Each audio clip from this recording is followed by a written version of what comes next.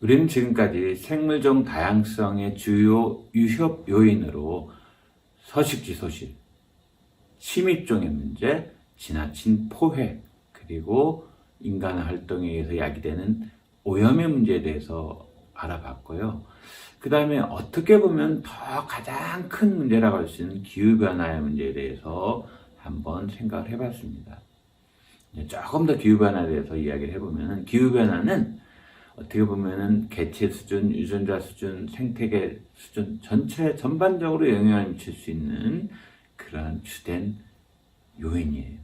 그리고 이러한 기후변화 문제에 의해서 실질적으로 진화의 방향성이 일정 정도는 영향을 받아요. 그래서 진화적 관점에서 기후변화의 문제도 한번 생각해보는 시간을 갖도록 하겠습니다.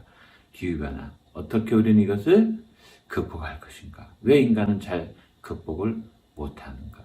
기후변화와 생물들의 멸종은 또 어떤 관계가 있는가? 이런 것들에 대해서 알아보도록 하겠습니다. 앞에서 잠깐 이제 기후변화에 대해서 얘기를 했는데, 약간 첨언을 하면 지구의 기후변화는 우리 생물들이 살고 있는 생물권, 생태계, 군집, 개체군 수준에 영향을 미쳐요. 육상생물 군계는 주로 온도와 강우량에 의해서 결정되거든요. 그래서 지구온난화에 의한 변화를 심각하게 겪고 있습니다. 연구 보고에 따르면은 지구상에서 한때 툰드라 지역이었던 것이 이제는 관목, 작은 떨기나무, 작은 키나무들, 뭐 예를 들면 철쭉 같은 거, 뭐 철쭉까지는 아니지만 좀 키 작은 나무들, 그 다음에 침엽수림들이 확장된 지역이 10여 군데 이상 나타나고 있다고 그래요. 그 다음에 광대하게 펼쳐져 있던 아마존의 열대우림이 기온이 상승하면서 토양이 마르고, 그래서 사반나, 초원지대로 뭐 바뀌는 경우도 있다고 합니다. 밑에 우리 북극곰의 눈물, 뭐 MBC에서 전에 했던가요? 고위도, 고지대에 사는 생물들이 가장 큰 영향을 받아요. 이 앞강의에서 왜 최근 2005년에서 2015년 사이에 평균 기온하고 그 이전에 50년간의 기록하고 비교해 봤을 때에 특히 북극이라든가 이쪽 고위도가 굉장히 캐나다 어떤 지역은 4.6도까지 올라갔다는 얘기를 했잖아요. 그 급격히 올라가게 되면 거기에 맞춰서 적응해서 살고 있는 이런 생물들이, 북극곰 같은 경우는 이 빙하가 없어지니까 살기가 매우 어려워지는 현상을 우리가 볼 수가 있습니다. 사실은 이제 생물들한테는 기후변화도 일종의 자연선택의 원동력으로도 작동을 하고 있어요. 무슨 얘기냐면은 일부 생물종을 보면은 표현형의 유연성이라는 개념이 있어요. 표현형의 유연성이라고 하는 것은 어떤 유전자에 의해서 표현이 되는 표현형이 주변 환경에 따라서 조금 유연하게 발현이 된다, 이런 뜻이거든요. 결국 이제 이 표현형의 유연성으로 생기는 차이가 그 각각의 개체의 유전자형의 발현의 정상 범위에 속하는 거예요. 크게 벗어나는 건 아니에요. 그래서 이런 표현형의 유연성으로 단기간에 그러한 환경 변화에 대처할 수가 있고, 결국은 표현형의 유연성 자체가 유전자에 기초를 두고 있는 특성으로서 진화가 가능한데, 이런 걸 우리가 이제 소진화적 관점에서 바라볼 수가 있거든요. 그래서 아래 그림에 이제 두 종을 소개를 해보면, 유럽에서 흔한 박새, 유럽산 박새가 기후변화로 인해서 먹이사슬이 바뀔 수가 있어요. 먹이를 먹는 게. 예를 들어서 얘네들이 이제 유럽에서 먹이사슬 세 번째 칸에 위치를 차지하고 있는데, 따뜻한 봄이 일찍 시작되니까 나뭇잎도 일찍 나오죠. 그리고 싹을 틔우고 그 싹을 트는 싹을 먹고 사는 애벌레도 또 일찍 나와요. 그러니까 결국은 박새의 번식 성공도는 새끼들에게 먹잇감으로 줄 영양가 있는 애벌레가 얼마나 있느냐에 따라 달려 있는데, 이런 애벌레들이 빨리 나와버렸어. 그러니까 이 박새들도 조금 빨리 생식 시기를 앞당기더라. 그다음에 오른쪽에 있는 경우는 이거는 이제 그 뭐예요, 캐나다에 살고 있는 붉은 다람쥐라고 하는 녀석인데, 얘네들이 번식이 보통 그 봄에 이루어지는데, 이것의 봄의 온도가 지난 30년간 약 2도씩 증가했대요. 그랬더니 봄의 교배 시기가 빨라지더라 이 말이야. 그러니까 지난 10년간 암컷 붉은 다람쥐가 출산한 시기가 18일이 빨라졌고, 이것은 세대당 약 6일에 해당한다 이렇게 얘기를 해요. 결국은 기후변화에 의해서 얘네들의 행동들을 박새든 붉은, 이게 뭐가 좀 잘못됐네요. 이게 뭐라고요? 네, 붉은 다람쥐, 죄송합니다. 붉은 다람쥐, 가뭄비 나무 열매를 먹고 사는데 이 녀석들의 그 번식 시기도 바뀌는 거. 그렇지만 환경 변화가 급격하게 일어난다.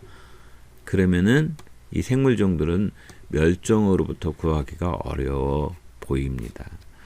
자, 이런 기후변화가 워낙 중요하기 때문에 제가 기후변화에 대한 거를 여러분들 알만한 걸로 이제 왜 기후변화가 일어나는지를 엘니뇨와 라니냐 현상을 가지고 잠깐만 설명하도록 하겠습니다. 자, 그 기후변화 한번 그 강의를 들어보도록 하겠습니다.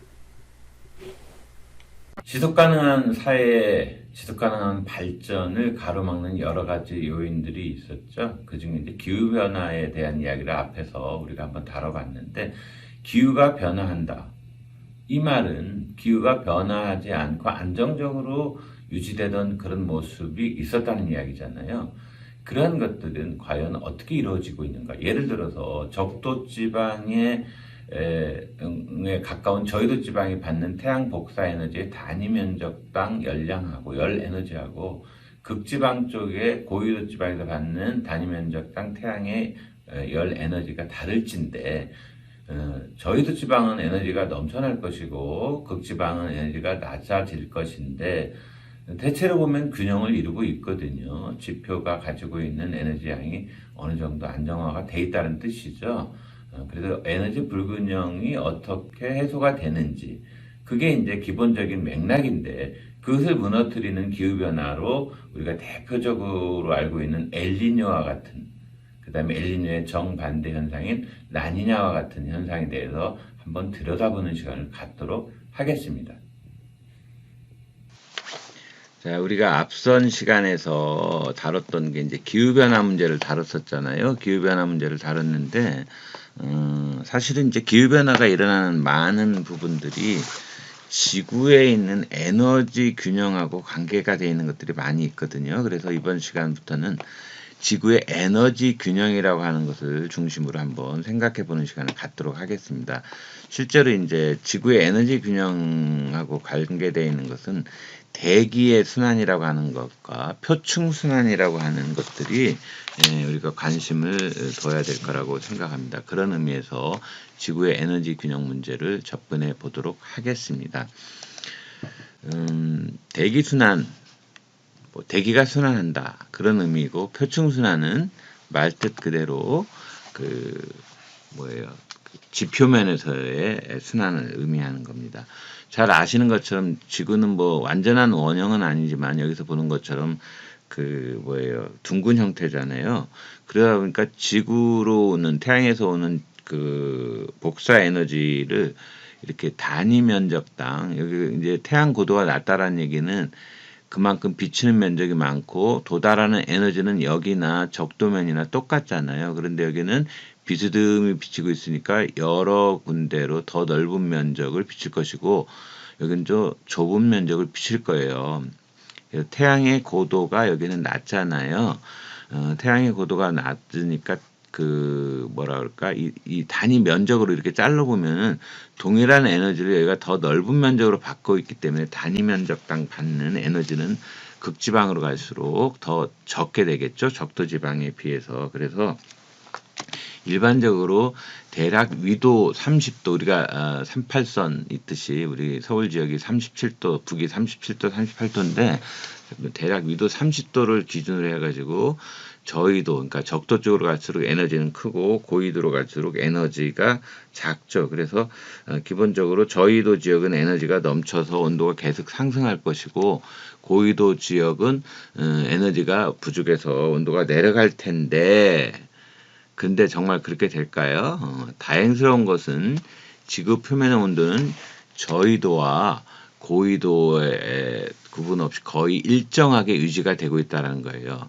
바로 이렇게 유지가 되는 것은 대기 순환과 해수의 순환이 일어나 가지고 저위도의 에너지가 고위도로 전달돼서 저위도와 고위도 지역의 에너지 불균형이 해소가 되기 때문에 그래요.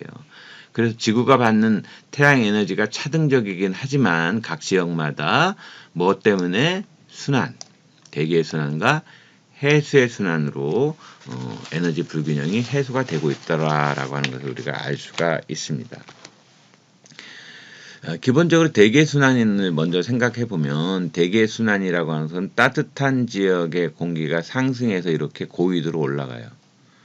고위도로 올라가고, 그런데 지구가 가만히 있는 것이 아니라 지구가 자전을 하게 되죠. 지구의 자전으로 북반구, 적도면을 중심으로 이 위쪽 북반구와 그 다음에 남반구, 각각 저위도와 중위도, 고위도 지역에 세 개의 순환고리가 나타나는 것을 알 수가 있습니다. 그래서 일반적으로 적도에서 30도 사이, 요 사이에서는 지구의 자전의 영향으로 이렇게 무역풍이 불어요. 남반구도 한쪽 방향으로, 이쪽이 동쪽이라고 치면 동에서 서쪽으로. 그 다음에 여러분들이 이제 비행기를 타고 갔을 때 뭐 편서풍의 영향으로 유럽 지역으로 갈 때하고 미국 지역으로 갈 때하고 가고 올 때에 비행기가 이동하는 속력의 차이가 나는 것을 경험을 했을 거예요. 갈 때는 뭐 예를 들어서 영국까지 가는데 뭐 한 12시간 걸린다라고 치면, 12에서 14시간 걸린다 치면은 영국의 런던에서 우리나라로 올 때에는 그 시간이 단축이 되죠. 1시간 정도, 1시간 이상 단축이 되는 걸 알 수가 있죠. 그래서 그건 바로 이 지역은 편서풍이 불더라. 그 다음에 극지방에서는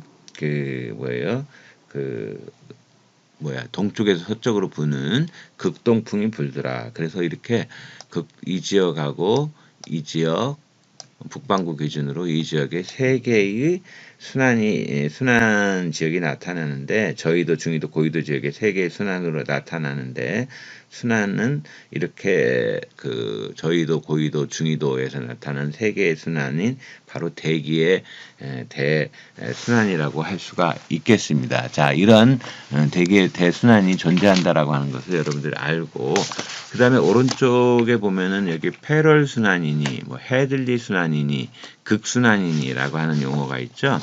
먼저 헤들리 순환부터 말씀을 드리면은, 헤들리 순환은 헤들리 순환, 여기 은은 아니가 관데, 헤들리 순환이라고 하는 걸 먼저 말씀드리면은, 일단 헤들리 순환은 적도에서 가열된 공기가 상승해 가지고 고위도로 이동하다가 30도에서 하강하여 다시 적도로 되돌아오는 순환, 이걸 헤들리 순환이라고 말합니다. 이 과정에서 지구의 자전이라고 하는 팩터도 같이 들어가면서 이렇게 무역풍이 부는 거예요. 헤들리 순환의 헤들리는 조지 헤들리라고 하는 그 사람의 이름을 딴 겁니다. 조지 헤들리는 1685년에 태어나신 분이에요. 굉장히 오래전이죠. 1685년에 태어나셔가지고 언제 돌아가셨냐면은 1768년에 돌아가신 분이에요. 헤들리라는 분이 그런 분이고, 영국 분이시고요. 이분은 뭐라 그럴까, 무역풍, 또 이와 관련된 순환 양상인 좌우면이라고 하는 게 적도 그 근처를 얘기하는 거죠. 헤들리 세포를 기술하는 정확한 이론을 처음으로 체계화한 사람이에요. 근데 이 사람이 특이한 경력인데 원래 법률 공부를 한 사람이에요. 그런데 법률 연구보다는 물리학 공부를 더 좋아해가지고 사분위를 기술하는 소책자라든가 그것을 라틴어로 번역하는 것이 이 사람의 주 일과라고 할 수가 있습니다. 사분위가 뭔지 아시죠? 뭐 벽에다가 해놓고 태양 고도 재듯이 별의 고도를 본다거나 관측 장비입니다. 망원경이 발명되기 전에 사용된 천체 관측기로서 0도에서 90도까지 눈금이 있는 4분원에 우리 1사분면, 2사분면, 3사분면, 4사분면 할 때 그 한 분면을 4분원이라고 그러죠. 4분원의 금속고리가 있고 그 중심을 벽에다 고정시키고 그래서 부채꼴의 중심점하고 천체를 연결하는 선을 그어가지고 눈금으로 읽어서 천체의 고도는 뭐 몇 미터 이게 아니라 몇 도 이렇게 얘기하는 거죠. 태양 고도도 몇 도 이렇게 얘기하잖아요. 고도를 관측하는 장비가 4분의입니다. 이 헤들리는 런던 왕립학회에서 7년 이상 기상학 관측 자료를 준비하는 일을 했고요. 무역풍에 관해 최초로 충분히 연구를 한 다음에 지구 자전하고 무역풍의 관련성을 설명하고 대기운동과 그 원인에 대해서 막 일찍이 논의한 분이에요. 그래서 이 사람은 이제 학회에서 자신의 생각을 발표하기에 앞서서 1735년에 일반적인 무역풍의 원인에 관하여 라는 논문을 먼저 제시를 했고요. 근데 뭐든지 처음에 나오면 잘 인정을 못 받잖아요. 그러다가 1793년에 이제 돌아가신 다음이겠죠. 영국의 유명 과학자, 여러분들 들어본 이름이니까 돌턴, 입자설, 뭐 분자, 원자설 뭐 할 때 돌턴의 이야기가 꼭 나오잖아요. 그래서 존 돌턴에 의해서 인정을 받게 됩니다. 자, 그래서 헤들리 순환은 적도하고 이 30도 사이에서 일어나는 걸 헤들리 순환이라고 합니다. 그 다음에 이 페렐 순환이라고 하는 게 있죠. 페렐도 눈치채셨겠지만 사람 이름이에요. 페렐 순환은 여기 그 위도 30도에서 공기가 이렇게 하강을 했다가 하강한 공기가 고위도로 이동한 다음에 다시 하강하고 60도 그래서 그 유런 순환을 갖는 거예요. 30도, 60도. 그러니까 여기서 올라가서 다시 하강하고 이렇게 하다 보니까 역시 지구의 자전하고 관계되면서 이게 편서풍이 부는 그러한 지역이라고 생각하면 됩니다. 이 페럴은 이 사람이 돌아가시고 이제 태어난 거는 1800년대에 태어났어요. 1817년에 태어나셔가지고 1891년에 돌아가신 분이에요. 1800년대 후반이면 우리는 뭐 이모군란, 제물포, 우리가 그 영국 상선이 인천에서 축구하던 게 1882년인가 그때 우리나라 사람들이 처음으로 축구를 봤다고 그래요.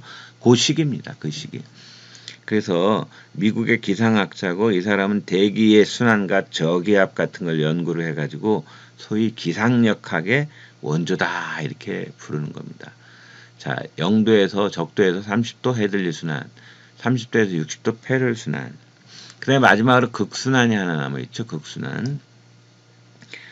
극순환은 극에서 하강한 찬 공기가 이렇게 저위도로 이동한 다음 60도에서 다시 상승하고 극으로 이동하고 그래서 지표면에서는 이제 극동풍이 부는 그런 것을 극순환이라고 합니다. 여기 가만히 보면은 여기 이제 헤들리 순환하고 그 다음에 극순환은 기본적으로 뭐냐면은 열 대류 현상으로 생성된 직접적인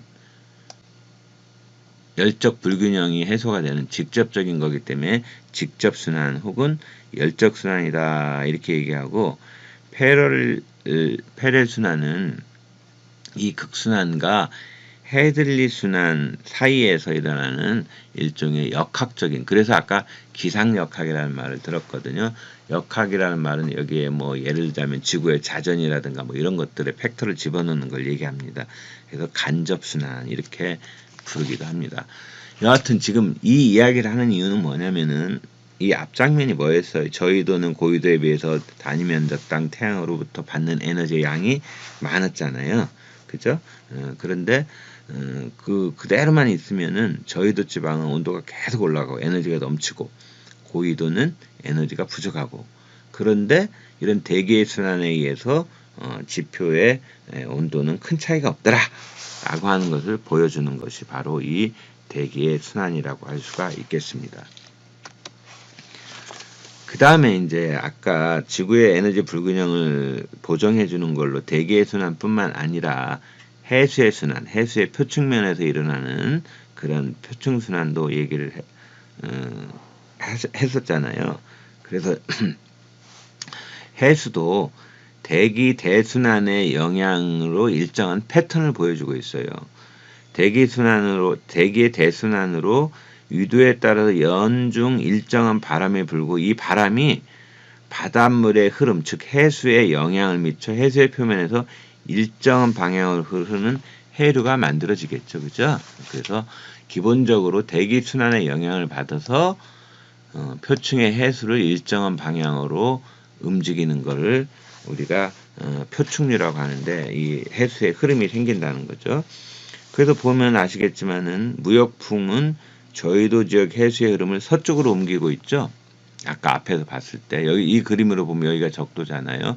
이쪽이 동쪽이고 이쪽이 서쪽인데 이렇게 남반구도 역시 이렇게 이 빨간 선은 따뜻한 비교적 상대적으로 따뜻한 그 해수를 얘기하는 겁니다. 편서풍은 30도하고 60도 사이에서 이렇게 서에서 동으로 이게 이제 편서풍이죠, 그죠? 그 다음에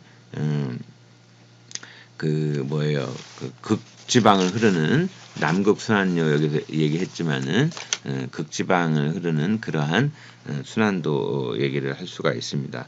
그런데 이제 해례 순환의 변수가 또 하나 있는데 그게 바로 대륙에 물이 흐르는데 가로막는 거잖아요. 대륙에 분포하고 지구의 자전이 그것이라고 할 수 있습니다. 동서방향으로 흐르던 해수는 대륙 근처에서 휘어져 남북으로 가게 돼요. 이렇게 이런 대륙을 만나면 이렇게 남북으로 이동하고 전체적으로 원형을 이렇게 그리면서 순환하는데 바로 이런 것들을 표층 순환이라고 얘기를 해요. 해수의 순환도 대기 대순환의 기본 골자가 뭐예요? 저위도에서 에너지를 저위도에서 고위도로 이동을 시키는 역할을 한다고 그랬잖아요. 뭐가? 대기가. 해수도 마찬가지로 누구와? 대기 순환과 마찬가지로 에너지를 저위도에서 고위도로 이동을 시키는 역할을 하고 있습니다.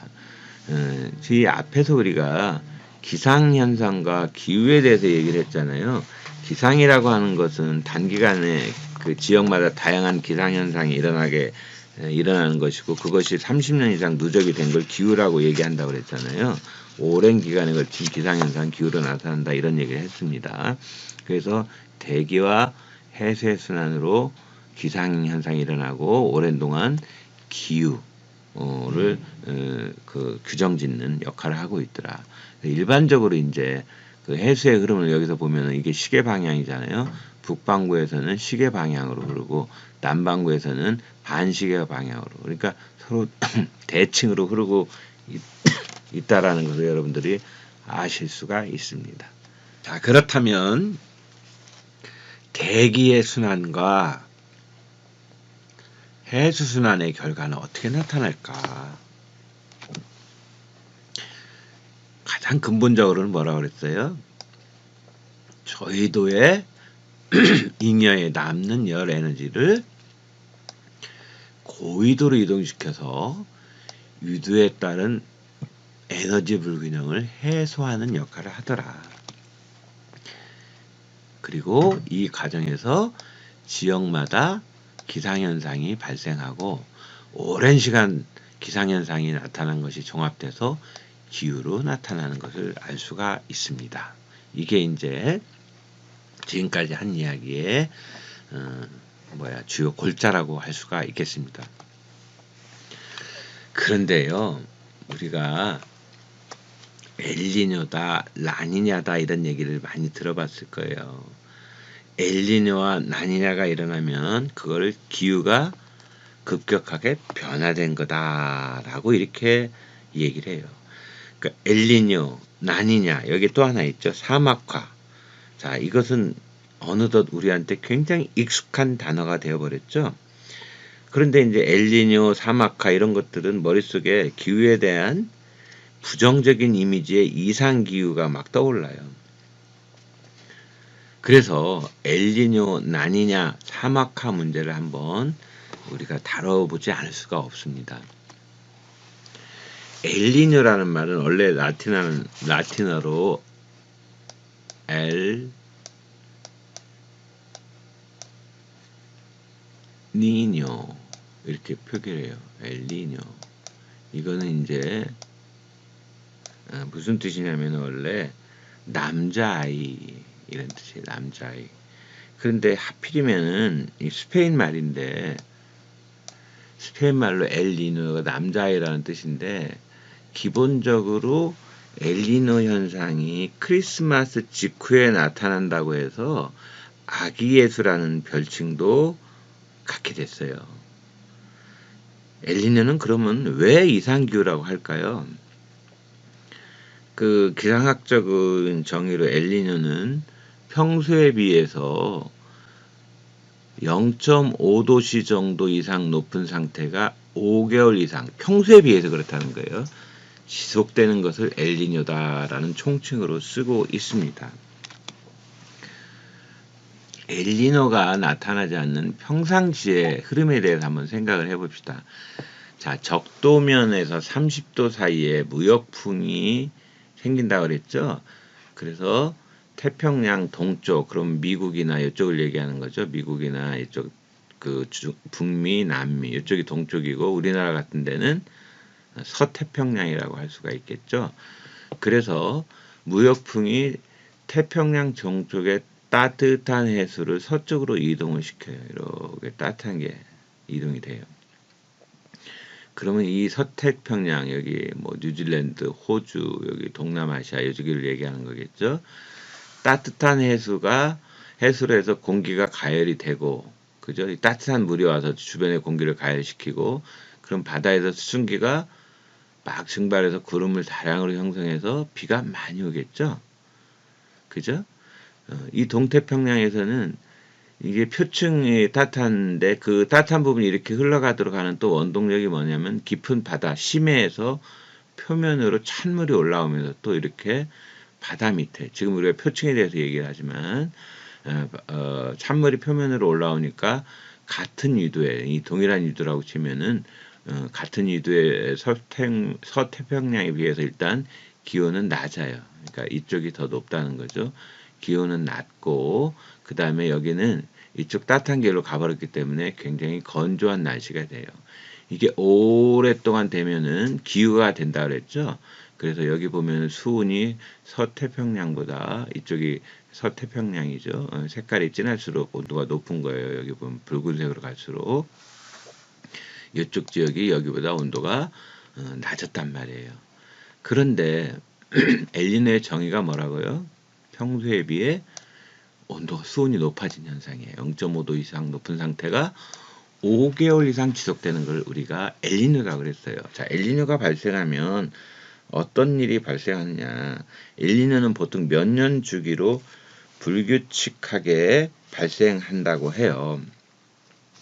엘니뇨가 발생하는 이유는 몇 년에 한 번씩 무역풍이 약해져. 즉 이쪽 동에서 서로 가는 무역풍이 약해져. 그래서 서쪽으로 이동하는 따뜻한 해수의 흐름이 약해지고 적도 부근의 해수층이 이번에는 동에서 서로가 아니라 서에서 동으로 이동해 버리는 거예요. 그렇게 되면 동태평양의 수온이 높아지겠죠, 이쪽이. 그죠? 그러면 상승 기류가 생기면서 구름이 많이 형성되고 비가 많이 오겠죠. 평소에 건조한 기후로 맞춰져 있는 그러한 지역이 갑자기 비가 많이 오는 거예요. 그러면 평소에는 어디가 이쪽 서태평양, 호주나 이런 쪽이 비가 많이 온다고 그랬는데 거꾸로 되니까 이쪽이 비가 많이 오는 거예요. 대신에 여기는 건조해지는 거예요. 그러니까 호주에서 산불이 크리스마스 전후에 뭐 이렇게 자주 일어나는 것도 비가 많이 오면 잘 안 일어날 거 아니에요. 그런데 이상기후 변화로 갑자기 산불이 막 특히 2019, 20년에는 호주의 산불이 굉장히 문제가 됐었잖아요. 그죠? 예. 자, 엘니뇨는 해수의 흐름의 방향이 바뀌면서 태평양의 동쪽 면과 서쪽 면의 기상현상이 평소와는 다르게 나타나는 그런 걸 엘니뇨다 이렇게 얘기를 해요. 결국에는 동태평양의 수온이 따뜻해지면 상승기류가 형성되고 비가 많이 내린다고 그랬잖아요. 그러면 심해에서 올라오던 해수가 줄어들겠죠. 그죠? 왜냐하면은 이 평상시에는 이게 흘러가면서 밑에 심해에서 이렇게 올라오고 이렇게 있었잖아요. 근데 이게 여기로 가니까 여기서 올라오는 녀석들이 조금 약해지거나 차단이 되겠죠. 그러면서 어획량이 감소하고 수중 생태계도 이전과 달라지게 되는 거예요. 동시에 서태평양 지역에서는 기온이 내려가고 가뭄이 생기고 평상시와 완전히 반대되는 현상이 일어나는 거죠. 엘니뇨는 규모에 따라서 기상이변 정도가 다를 수 있는데요. 작은 규모의 엘니뇨는 남태평양 주변의 일부 지역에만 영향을 주지만 가끔 가다가 큰 규모로 일어나게 되면 엘니뇨가 우리나라한테까지도 영향을 미치고 있습니다. 자, 이 엘니뇨 하면은 같이 따라오는 게 항상 뭐냐면은 이겁니다. 엘니뇨의 피해를 정리해 봤습니다. 2015-16년 엘니뇨 피해. 이쪽 지역이 원래 비가 잘 안 와야 되는데 홍수가 일어났어요. 아르헨티나 등 남미 여러 지역에서 폭우가 쏟아져 가지고 10만 명 이상의 이재민이 발생을 했습니다. 그 다음에 기상이변이 생겼죠. 유럽의 이상고온, 미국의 이상고온, 이상저온 등 급격한 기후변화, 기온변화. 기온변화가 급격하면 토네이도 같은 것들이 더 많이 발생을 해요. 그리고 식량난도 생기겠죠. 어획량 감소, 쌀과 옥수수 생산량 감소. 그 다음에 이쪽 지역은 가뭄의 피해를 또 입겠죠. 그죠? 가뭄의 피해를 굉장히 입어요. 그래서 여기 보면은 2015-16년 자료에 의하면 이 우리나라에도 영향을 미친 것을 알 수가 있죠. 이상 고온 현상. 이렇게 급격하게 변화해서 나타나는 우리가 겪는 어려운 점들이 있게 됩니다. 자, 엘니뇨 하면 또 뭐도 생각해야 된다고? 라니냐. 라니냐는 엘니뇨하고 정반대. 그래서 아까 엘니뇨가 뭐라 그랬어요? 남자아이라고 그랬죠? 남자아이. 그죠? 근데 이거의 반대니까 뭐겠어요? 이번에는 여자아이. 엘리냐. 이거 역시 에스파냐, 스페인 말입니다. 엘리냐 이렇게 얘기를 합니다. 라니냐, 엘니뇨와 반대되는 기상현상. 자, 이때는 무역풍이 약해졌을 때 흐름이 정반대로 일어나는 게 엘니뇨라고 그랬잖아요. 라니냐는 무역풍이 오히려 더 강해지면서 원래 무역풍은 동에서 서로 이동하는 거였는데 너무 강해져 가지고 해수의 흐름이 굉장히 따뜻한 해수의 흐름이 강해지는 그런 걸 라니냐라고 이렇게 불러요. 그래서 기본적으로 이제 그 평소에 엘니뇨였던 이렇게 해수의 흐름이 생겼다고 하면은 이쪽 방향으로 라니냐 때는 여기 동해에서 서로 원래 평소에 이동하는데 이게 더 세게 가니까 여기 기온이 수온 격차가 더 커지고 동태평양 연안표층 수온은 더 낮아지고 인근 지역은 더 건조해지고 서태평양에서는 더 많은 비가 오고 이런 일이 벌어지는 거예요. 그래서 항상 우리가 예측 가능하고 평소와 다름없이 기상현상이 일어난다면 우리는 거기에 맞춰서 살 수 있는데 평소와 다른 현상들이 일어나게 되면 그걸 우리가 기상이변이라고 하고 여기에 대한 대비책들이 별로 없고 생물들이 동물과 식물 모두 그러면서 평소와 다른 현상이 일어나기 때문에 이상기온, 이상기후, 기후변화 이런 표현을 쓰는 겁니다.